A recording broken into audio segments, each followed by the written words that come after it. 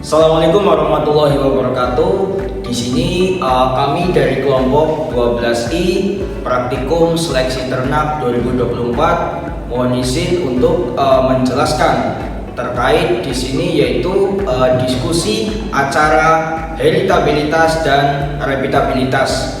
Sebelumnya kami akan memperkenalkan anggota dari kelompok 12I terlebih dahulu. Mulai dari saya, Nafaldo Restu Ramadan dengan NIM D0A023041. Saya Zaki Abdillah dengan NIM D0A023106. Saya Hasanuddin dengan NIM D0A023142.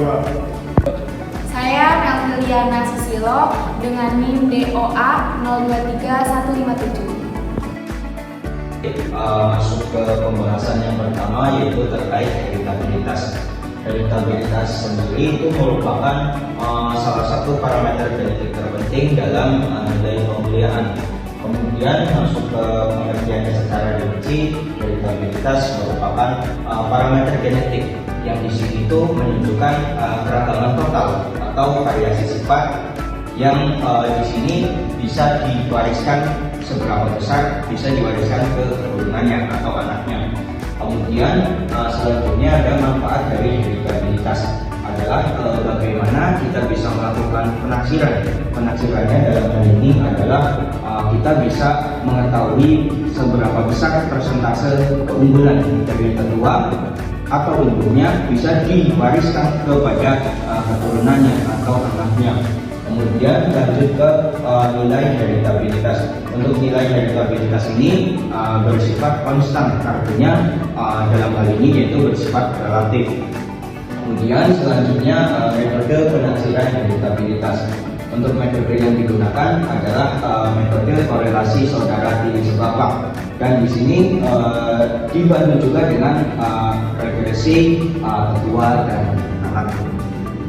Oke, di sini saya akan menjelaskan tentang cara mencari rumus di heritabilitas. Yang pertama itu ada JKP atau jumlah kuadrat dari P. Nah, P ini merupakan produksi dari induk.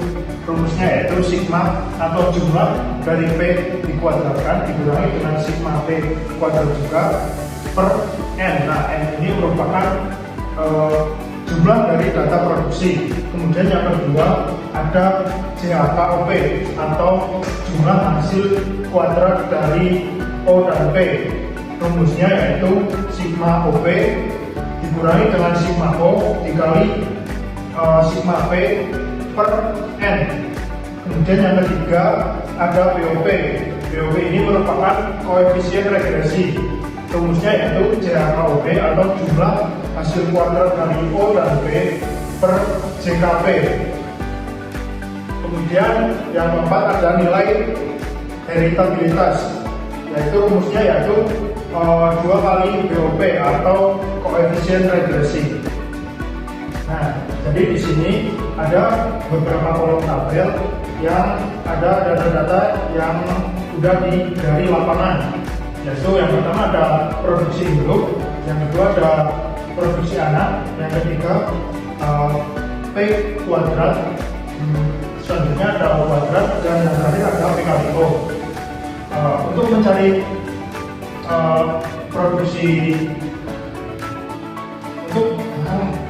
di sini kan ada data-data yang ada dari lapangan. Yang pertama itu ada produksi induk, produksi anak, terus P kuadrat, O kuadrat, dan P kali O. Nah, untuk mencari P kuadrat merupakan produksi induk dikuadratkan. Terus untuk mencari O kuadrat yaitu produksi anak yang dikuadratkan, dan untuk mencari P kali O produksi induk dikalikan dengan produksi anak. Terus untuk mencari jumlah atau sigma P itu merupakan menjumlahkan seluruh data yang ada di dalam tabel. Kemudian untuk mencari rataan yaitu dengan cara menjumlahkan seluruh data yang ada di tabel dan dibagi dengan 20 atau banyaknya data yang ada dalam tabel. Nah, selanjutnya yaitu ada repitabilitas. Nah, apa itu bagian dari keragaman total yang disebabkan oleh lingkungan yang permanen. Nah, pengaruh lingkungan itu berarti pengaruh yang bukan genetik. Nah, terus selanjutnya apa saja metode untuk menghitung rentabilitas, yaitu ada dua, yaitu metode korelasi antar kelas dan metode dalam kelas. Nah, selanjutnya yaitu metode apa yang digunakan pada perhitungan ini, yaitu menggunakan metode antar kelas. Ya, di sini saya akan menjelaskan sedikit tentang rumus rentabilitas. Yang pertama itu ada CK atau jumlah kuadrat. CK P1 sama dengan sigma P1 kuadrat dikurangi dalam kurung sigma P1 kuadrat per M. Kemudian yang kedua ada CK P2 sama dengan sigma P2 kuadrat dikurangi dalam kurung sigma P2 kuadrat per M. Kemudian yang ketiga ada CK P3 sama dengan sigma P3 kuadrat dikurangi dalam kurung sigma P3 kuadrat per M. Kemudian di sini yang keempat ada JHK atau jumlah hasil kali. Yang pertama itu JHK P1 P2 sama dengan sigma P1 P2 dikurangi sigma P1 kali sigma P2 per M. Kemudian yang kelima JHK P1 P3 sama dengan sigma P1 P3 dikurangi sigma P1 kali sigma P3 per M. Kemudian yang terakhir yang keenam JHK P2 P3 sama dengan sigma P2 P3 dikurangi sigma P2 kali sigma P3 per M. Ya, ini saya akan menjelaskan tentang tabel. Di sebelah saya ini ada tabel yang dimana bagian kolom pertama itu berisi tentang P1, P2, P3 yang di dalamnya merupakan data produksi laktasi 1, 2, dan 3. Kemudian di kolom selanjutnya ada P1 kuadrat, P2 kuadrat, P3 kuadrat yang di dalam tabel tersebut berisi hasil laktasi dari masing-masing data produksi laktasi dari 1, 2, dan 3. Kemudian ada kolom selanjutnya tentang P1, P2, P1, P3, dan P2, P3 yang berisi hasil perkalian dari data produksi laktasi. Seperti contohnya P1, P2 merupakan hasil perkalian dari laktasi 1 ke 2.